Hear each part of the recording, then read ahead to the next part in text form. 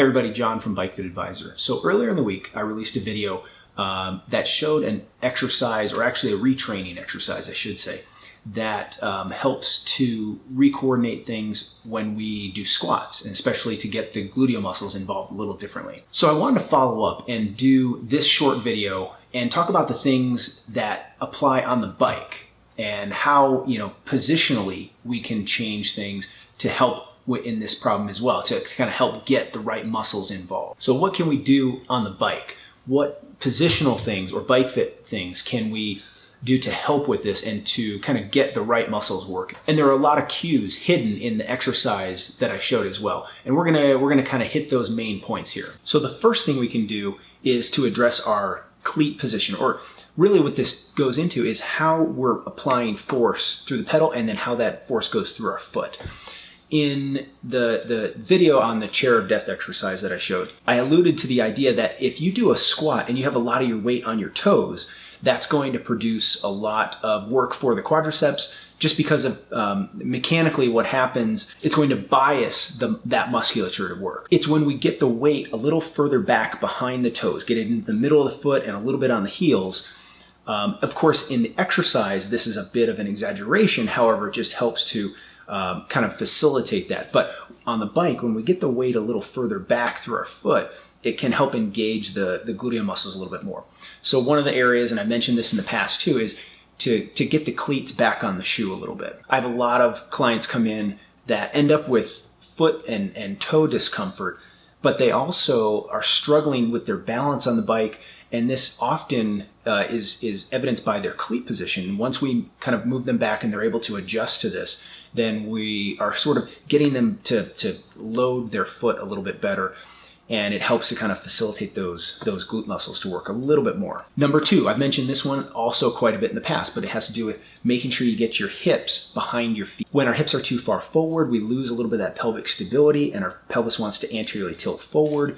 When that's the case, then we lose the ability to really engage those hip extensors because they need a stable pelvic position in order to work. And so there can be some glute inhibition that goes on when we end up with this sort of unstable posture and the hips are too far forward. Now, getting the hips far back enough isn't always possible for every rider on every bike, just because sometimes people end up with bikes that are the wrong size. And when the bike is fit poorly this way, or it's sized poorly, often people are essentially, in order just to have the bike be even remotely comfortable, they have to have their saddle sometimes too far forward. And it compromises that part of the fit. And that kind of alludes back to the idea that you really need to make sure we get the right size first. So just real briefly, in this vein of making sure you get the right size, I wanted to let you all know that I will have a program coming out that's new that is geared just towards that. It's going to be a step-by-step process on how to make sure you get the correct bike size. It'll walk you through everything you need to know for, taking information off your current bike, making decisions on how that bike fits you to then decide on variables and sizes for the next bike. Number three is that a more aggressive torso posture can help engage the hip extensors, the glute muscles. Now, this is kind of an unsung one. I see a lot of times in bike fits that the corrections are almost always made in the direction of making the rider a little more upright or a little shorter in the reach of the bike. And there are certainly many situations where this is important and it's helpful. But I think it's often overlooked, the idea that you can actually improve your posture, your balance, your comfort, how you load the saddle, and a whole number of other things, including getting the glute muscles involved, by being a little bit more aggressive. Now, this is actually predicated on the idea that you have to have everything else set up right to accept this. Now, and that's why I always recommend people start and do your bike fit in the correct sequence. This means getting the weight through the feet in the right way, kind of like we just talked about. Then setting the saddle height, then setting the fore after the saddle to get those hips behind the feet.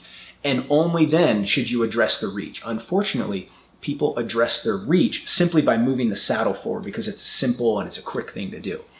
But when we do things in the right sequence, you actually might leave your saddle in place and shorten the reach of the bike if that's what you need from the stem. I've had a lot of clients come in where their balance isn't right, they're having a really tough time engaging the right muscles, getting sort of the glutes involved in things. Once we get their hips far back enough, we can actually lower their bar position because now they're better balanced on the bike, having the hips behind the feet, and they're able to then tolerate a more aggressive posture on the upper body. So if you haven't already seen it, go back and take a look at that exercise, the chair of death exercise for gluteal retraining. But don't forget to go back through your bike fit and do it in that sequence. Start at the feet, work up through the saddle, get that saddle position set, and then work on the reach.